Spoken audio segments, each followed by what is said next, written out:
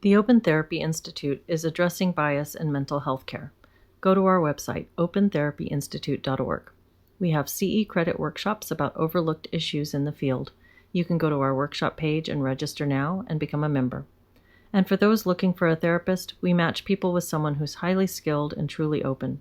Just contact us through the contact page on the website or email us at info@opentherapyinstitute.org.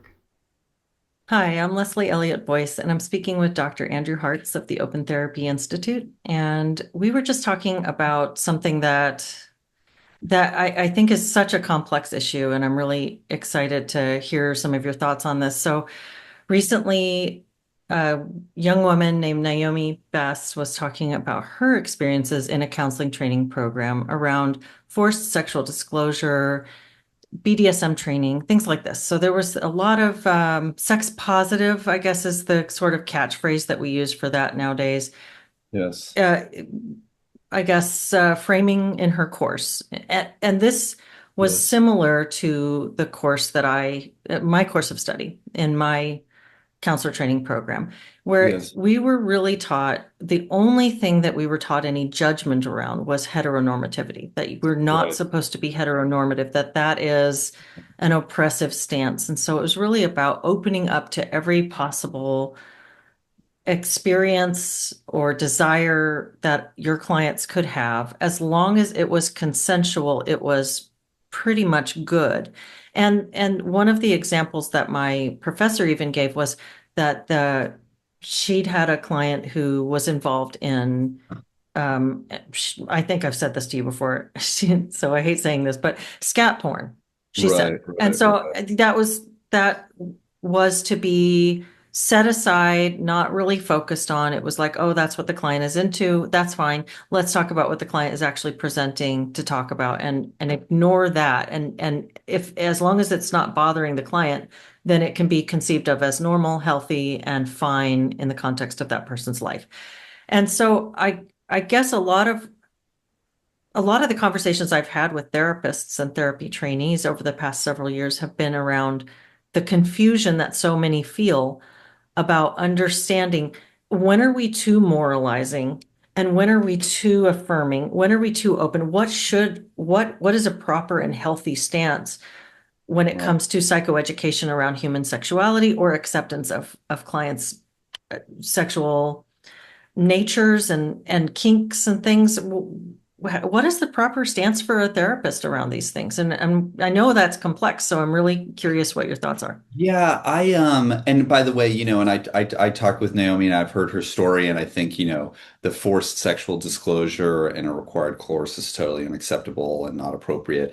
Forced disclosure, and I'm struggling to think if there's any context where I think that that would be acceptable. I mean, if your patient doesn't want to talk about it, like they have a right to not talk about in any issue, including sex. And I think that goes for trainees in the field as well. Um, it is important, and I think like our difficulty formulating how to talk about it reflects that it's a really charged issue that people still have a hard time talking about. I worry, that there's a kind of new morality in a way that's coming through the sex positive field.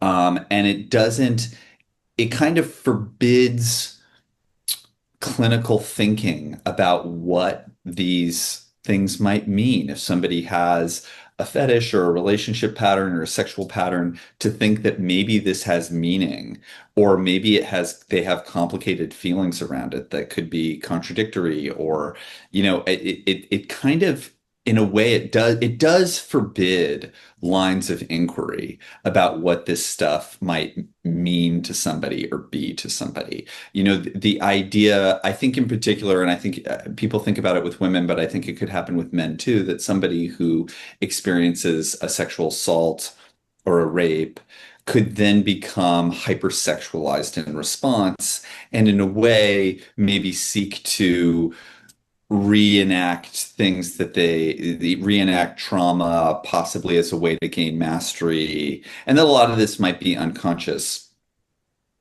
Um, and that might actually not work out so well, that they could end up not only not getting that sense of mastery, but could actually end up feeling stuck in, feeling disempowered, or feel more alienated from themselves or shut off from parts of themselves. Um, one concern is that, like, I think people lose a connection to intimacy or attachment in sexual relationships, which, maybe numbing off from those feelings could make sex easier and more gratifying in some ways, but then forming lasting relationships around it could be more challenging, or having a more meaningful sex could be challenging.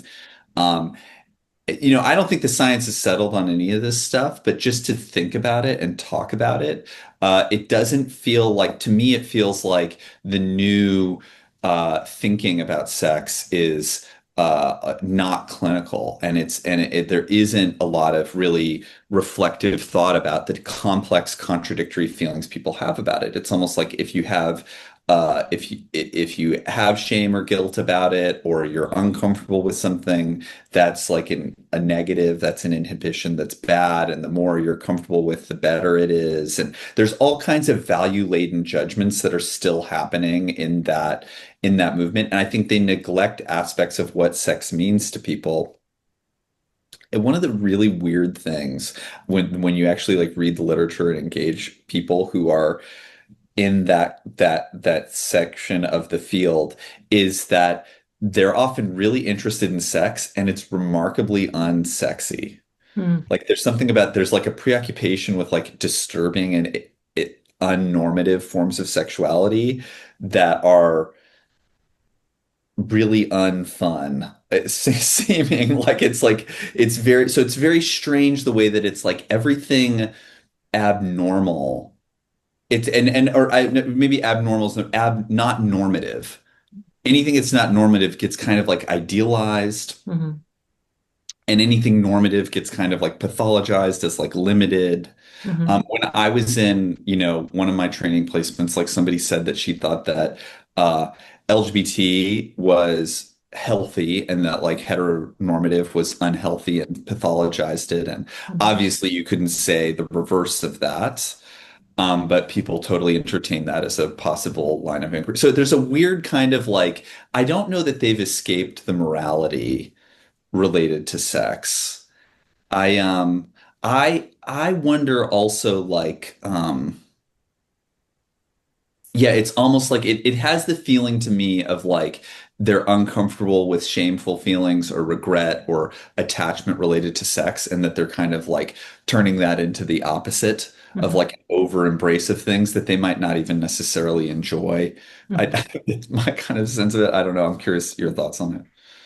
Well, it's interesting when you try to talk about norms, normative, normal, Right, and when we talk about hypersexual, then that implies that there was some baseline from which this behavior has deviated or has altered.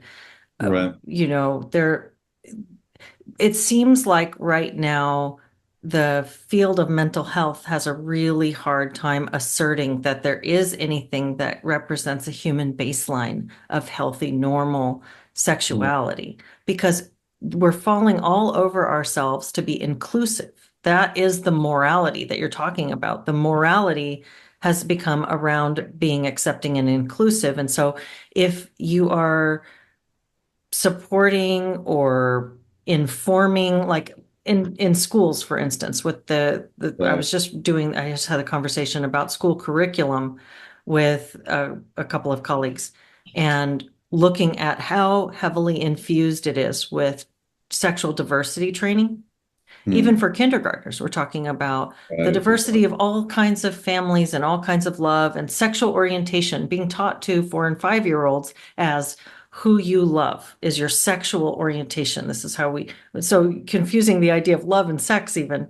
But we are being told that to support or represent heterosexual monogamy, childbearing couples, or non-kink, whatever that is filling people with shame. It's moralizing. It represents limitation, and that's bad. So I'm sort of just playing with the idea that you were putting out there, but I do think that not only have they not gotten away from the moralizing that they're calling out, but they're very heavily moralizing, and to the point where Yes. your normal person, whatever that is, maybe your average therapist, even your person who doesn't really embrace the sex positive perspective, is afraid to say that there is anything normal at this point. Like even for discussion's sake, even not from like a pathologizing standpoint, but just to say, okay, well, perhaps is it possible that this hypersexuality is related to the sexual assault that you talked about from when you were whatever? So Right, right, right, even right. to say that there's something abnormal at this point feels immoral based on the modern sexual ethics. Well, and I guess I think that people who have concerns about immoral sexual behavior, or like, okay, you could have like what maybe immoral consensual sexual behavior, they have to explain why better. I think the a big reason why that people who have those concerns, and maybe that's a majority of the country. I mean, it's a lot of people who do have those that believe that there is such a thing as immoral consensual sex. But they don't seem to articulate exactly why and how that's a problem. Um, at least I don't hear those arguments very much. It feels like it's a very like it's a more instinctual reaction. Doesn't mean it's wrong, but you need to explain more why it's a problem and what exactly are the concerns. Mhm. And that's definitely true for a therapist because I wouldn't feel comfortable. Why am I introducing morality into somebody's sexuality if I can't say how it's related to any relevant concern? Like it's like there's not it's kind of neither here nor there unless I can link it in some way to their treatment goals, and I think it has relevance to it. So if somebody was engaging in really a certain type of sexuality that didn't involve intimacy and their treatment concern has to do with loneliness, there's a clear key link there. Or I think they're depressed and the depression could have to do with loneliness and maybe the behavior is related to that. Like if there's a chain of linkage, Mhm. then I think it's an okay thing to explore with a patient, and maybe this is something that's going on. But if it's just like, I think that's, if it's, I don't like Icky. that. Yeah, Yeah. I don't like that. I don't, then I'm not really sure what to do with that. Definitely as a therapist, like, but even as a citizen, really, like, there has to be like a more fleshed out argument, I think. I think so too. And I think I think it would be really useful to have some sort of uh, philosophical or evidence-based discussion about this so that Right. the field of mental health and the culture itself can decide what it thinks. I mean, we've moved from a time in our very recent past where it was marital rape was legal Right. and sodomy was illegal, right? We Right. had these laws around what you could do behind closed doors that now, when we look Yeah. at them, they violate a lot of norms. So consent was less important, but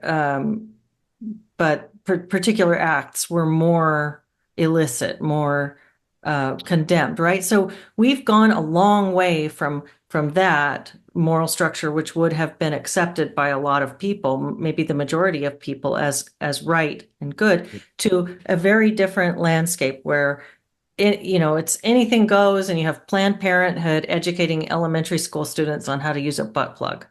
And Right. so, Right. you've got this really, There is an argument there that just to be yeah, clear, there is an argument that I think the hypothesis, which needs to be, I think, explored, and we could get data on it, but it's that exposure of prepubescent kids to hypersexualized content could impair aspects of their emotional or interpersonal development or mental right. health. And that to me, it's actually a coherent, falsifiable claim that so there is with that, I think Well, there's there's that, and I think that's an excellent example, but there's also things like polyamory would be another one, that ethical non-monogamy and polyamory are things that have exploded in Right.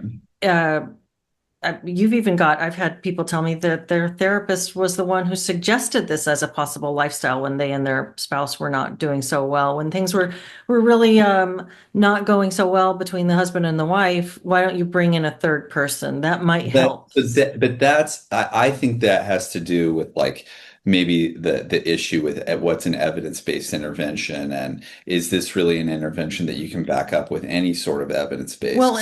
and I think that you can make a coherent argument for why polyamory as a lifestyle choice is less aligned with human flourishing. I think that you could make that argument. I did a Gottman certification at one Oh, point, Gottman right, couples right, right, certification. And right. John Gottman talked about how he would love to be able to study polyamorous relationships, but they just don't last long enough to be the connections fall apart before they're able to gather good data because they're so Yeah, transient. And it kind right. of keeps the relationship in this nascent young stage of negotiating boundaries the whole time you're in it. So you never really get to get a sort of a security and a foothold. And that's kind of the idea, is that we are enjoying this flow in and flow out. But when it comes to human flourishing, families, things like this, stability, self-actualization, keeping that part of your life in a constantly uh, infantile state is I think you could start to build a body of evidence for reference that wouldn't be about somebody's ick, somebody's just like disgust level being tripped up by what somebody else likes to do.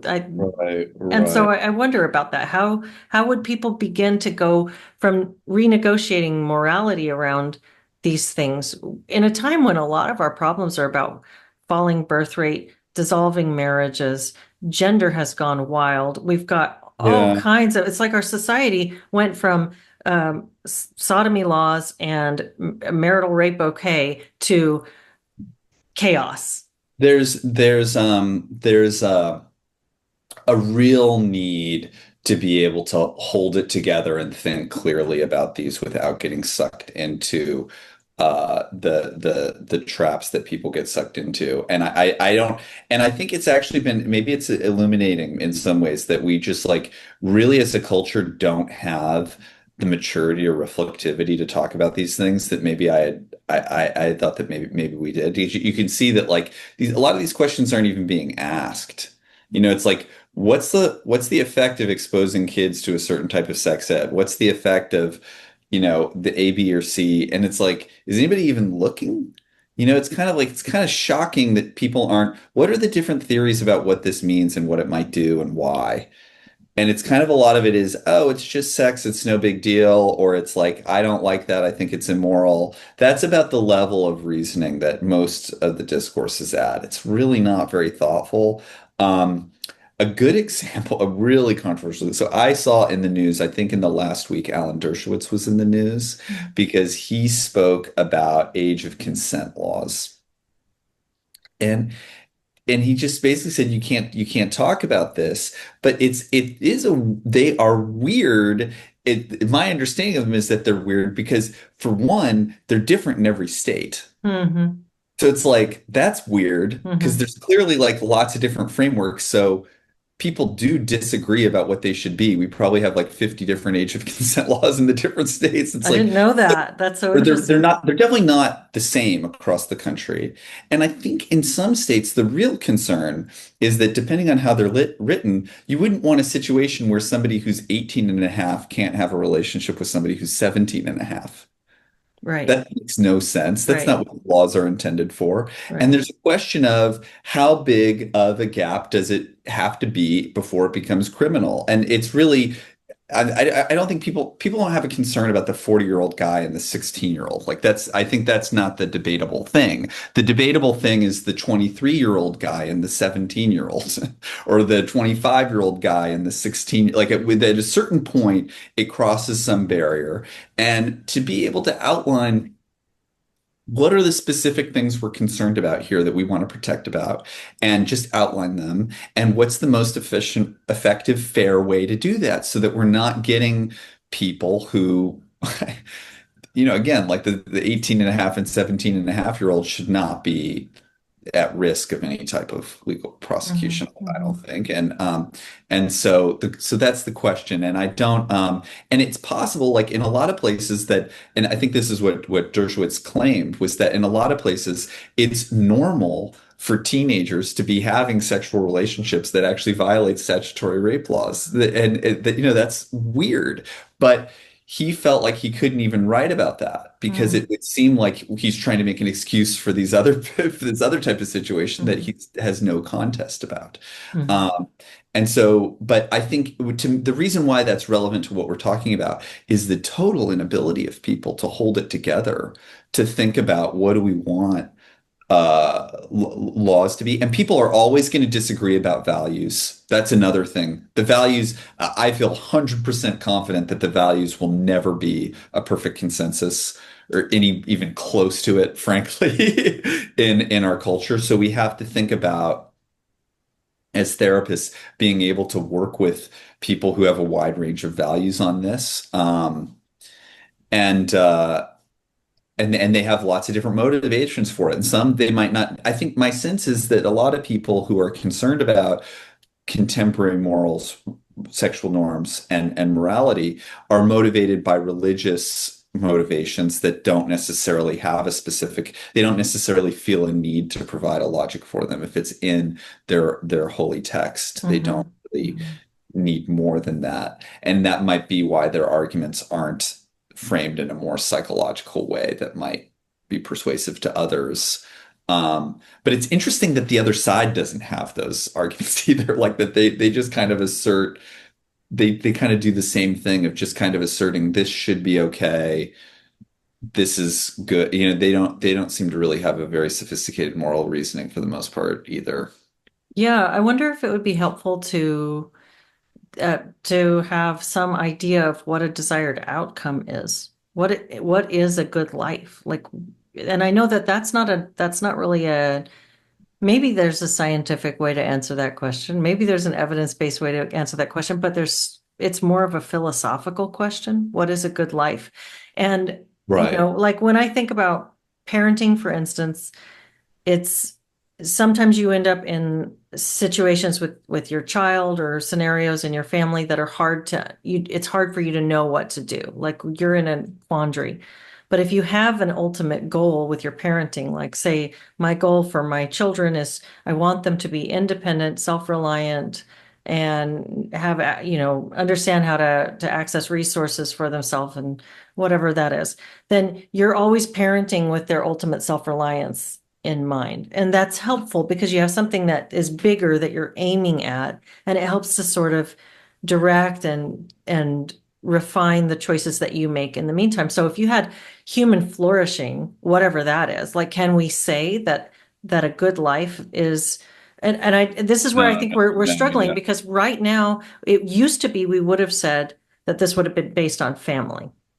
I think most people would have been able to say Good for that the a good co-parent life family. would be Right. husband, wife, children, long-term marriage that is stable, uh, grandchildren around the Thanksgiving table or whatever. So if you're kind of Right. giving this like Norman Rockwell Americana sort of idea, right? Yes, And yes. now it's like we have to recognize that there are people who aren't going to fit that picture, and so we can't say that. We can't call that a good because that automatically makes us feel like we're calling something else bad. So then we have nothing that we're aiming at all, and we're talking about ultimate you existentialism. Every person for themselves. Everybody gets to decide for themselves what a good life is.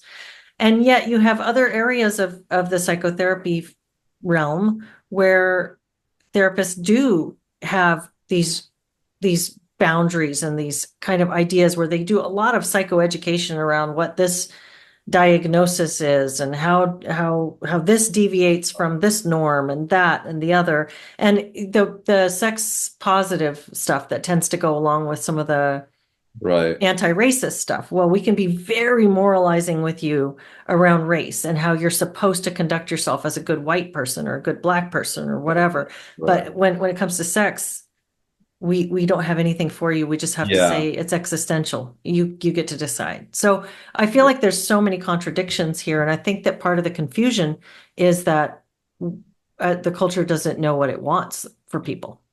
I think that's a really it is a really astute thing. I never like it when people criticize the social justice movement or universities for being relativistic. I that's kind of a pet peeve of mine because I don't experience them as relativistic in the slightest. There's such an intense morality and set of values that are so strictly enforced to say, they would say, well, they're saying every culture or every way of life is equal and it doesn't matter which one you do. I don't hear them making that argument. Maybe that was something that happened decades ago, but I haven't seen it. So I think it's a really out of touch argument. Mhm. I I think that I would kind of maybe distinguish. I think there is like a core like values question that you're right. It's like philosophical and maybe people, we're not going to be able to resolve that with data. But to have some understanding of the variety of short and long-term outcomes and impacts of different behaviors would be really worthwhile. Um, and I think there's a lot to be studied there. Especially on like kids who are exposed to different things or different types of relationship styles or relationship outcomes. I think that there's a lot to be learned about how they impact people. And then you can make an educated decision based on that, what your values are. Do I think, given the pros and cons, like which of those pros and cons matter more to me, Um, So that's kind of that's the way that I would like. I do think that there's more to be known about it. Um, but I think that y- you know it, I think that there is a kind of like um uh it's definitely a moral fight and it's definitely a values fight. And it's interesting that I was talking to, there's a political scientist, John Mearsheimer, who's been in the news a lot in the past couple of years. And he, or a foreign policy academic. And one of the things that he said is like, as society has become more focused on reason, there's more disagreement. Like, reason does not lead to consensus. It leads to disagreement. Mhm. And Mhm. I wonder, like, it seems like the societies that have more of a consensus don't lean on reason. They kind of are more comfortable saying this is the way you're supposed to live because that's Mhm. the way you're supposed to live. Mhm. And we don't need to explain why. They tend to have more of a consensus. I don't expect that way of thinking to take over politics in the West, though. And I'm not sure Yeah. it would necessarily even be. I don't know how. As somebody who's so thoroughly imbibed the Western way of living and thinking, like I don't know how to live in that kind of a country. I don't think. Like Yeah. even if I agreed with it, like I kind of I don't know what that's. I don't know that I could do it. Like, That's a really interesting point. That's super interesting. yeah, Like it's true. I can hear like the kid in the back seat. Why? But why? But yeah, yeah, and it's because I said so. And as soon as it's open, there's my opinion plus his opinion plus her opinion plus, and now we're yeah. all just, we're all kind of falling apart in the argument. So reason leading to disagreement, that really makes a lot of sense. And yet I also can't really see a different way to do it. Yeah, and we're gonna like. Yeah, and it does lead to this kind of fragmentation. I wonder if there was more cultural unity. A lot of issues, especially in the United States, have to do with the total lack of cultural reference points and unity, and we Yeah. get less and less of that all the time. Um, You know, just yeah, as you're talking, and I made the point about not being able to agree on what a good life is or what is good. Well, something I've realized maybe right now is it, is our cultural reference point on that is just not suffering. Like a good life is not suffering, and that or good is not to suffer. So that's why it's like um with regard to the sexuality thing, like the client who was performing that kind of degrading form of pornography. Well, if it doesn't bother him, then it's okay. If it bothers him, then we need to do something about it because now he's suffering because of it. But if it doesn't bother him, we don't talk about it because there's no good that's higher than just alleviating the suffering. So keep people happy, keep them entertained. And if they feel guilty or feel shame about it, tell them immediately that that's bad and that they should stop feeling that way. So it's more to change the way that you feel so that you feel good all the time instead of to look at maybe what that might signal for you and whether that's an internal compass that's telling you that you're pointed in the wrong way. Um, we think about like the opioid epidemic, the way that we treat illness. There's this old wisdom that says life is suffering and we bear it, and that right. there's this way in which we accept the difficulties, the trials, the tribulations, the pains that come through as we live our lives, and there's a grace to that and there's a goodness in bearing that. And now it's like that itself is the thing to fight. You think about gender too, but these kids they feel so bad, they're going to kill themselves. They have a higher suicide risk. Well, then immediately throw anything at it to stop that suffering. Just stop it. Just stop it. Don't try to help them work through it. Don't try to help them grapple with it philosophically and just move through the life with the troubles that they carry. Alleviate it. And so I wonder if maybe that's kind of we have this short-term relationship with pleasure, happiness, shame, pain. I don't know I don't know because um I think I could share. I think it would be, at least as a therapist, and maybe you're speaking to something else. I think I could share with a patient that I think if you follow that, I could see it being very gratifying for the short term, but I think longer term, you're going to feel differently. And I would definitely do. I mean, it happens with divorce sometimes because somebody's got kids with their spouse and they are really pissed at their spouse. They really want to, maybe they have a crush on somebody. They really want to get out there and see somebody else and get rid of their spouse. And there is something to kind of just hit pause for a second and be like, you've got kids. Um, you kind of can't get divorced because even if you get divorced, you're still co-parenting with this person. And that co-parenting is probably going to be harder Yeah. than now. They're not going away. Like if they're okay, maybe they're gone to college or something and they're adults, like you can skip that a little bit, but they're not going to just vanish. You have kids with this person. Mhm. So just to kind of reality check and also maybe it's like be like, I understand that you want to get out of this and you're like a 43-year-old woman and like let's be real about what dating is like at that age. Let's be real Mhm. about what parenting on your own is going to be like. Let's be real about so a lot of times leading up to that, people have like unrealistic fantasies about what A, B, or C is going to be like. And I don't have a problem saying like I could see it being really gratifying to flip the bird and for a period. And then I think it could hit that there's a lot of costs related to this decision. And I would feel comfortable doing that for a number of things if it's switching jobs or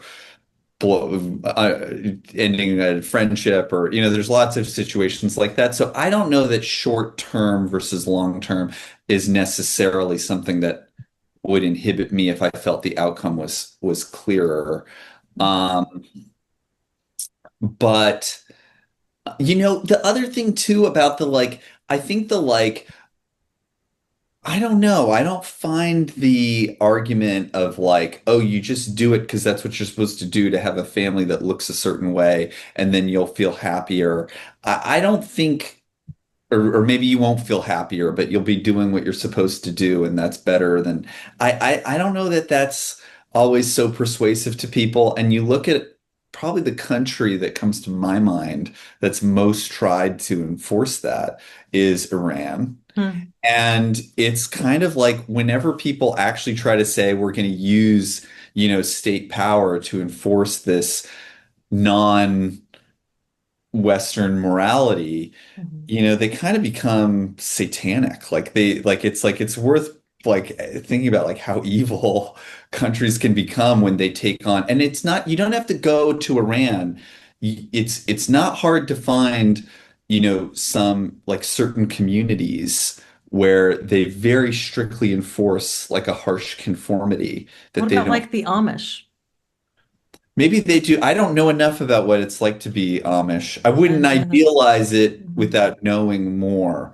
But some of those communities, those close-knit communities, have all kinds of weird, troubling, disturbing dynamics. Yeah. Uh, you know, I mean, of course, the fantasy of like they're raising the barn and drinking good milk and it's all beautiful. And it's like the number of times when I hear a lot people fantasize about farming. People have this like, oh, I'm gonna get a farm, and it's like, you know, one of the things is like farmers like the stock market matters a lot. Like if the price of wheat goes up or down, that's like your farm is on the line over it. There's this fantasy that you're disconnected from the stock market because you're farming. Yeah. It's like they don't know what it's like at all. It's Mhm. really hard. You make no money. It's gambling. It's Mhm. gambling. Like pet betting on which crop to grow and what's going to give you the best, and you're dealing with regulatory policy and lobbying and I Yeah. don't know. It's like it's not like, what people think they're just like living in luxury in nature or something. It's not. So I think people, it's really easy to fantasize about these kinds of utopian places, and a lot of times I don't want to say they're all bad, but I've definitely seen them become bad. Well, that's one of the real challenges, what you were talking about earlier. This sort of I see the problems with this culture where we can't define certain values, where we have such a diversity of and not even diversity, just a fragmentation and disagreement about Yes. what is valuable in this life. Yeah. And yet, if you were to be, if this were to like roll back and become a more rigidly defined thing, how would you live with that? How would that feel for someone who's been used to this limitless opportunity to define that for yourself? And it feels like the no holds barred, no cultural framework, no rigid religious structure leads to something bad, leads to entropy, leads to something that we're struggling with right now.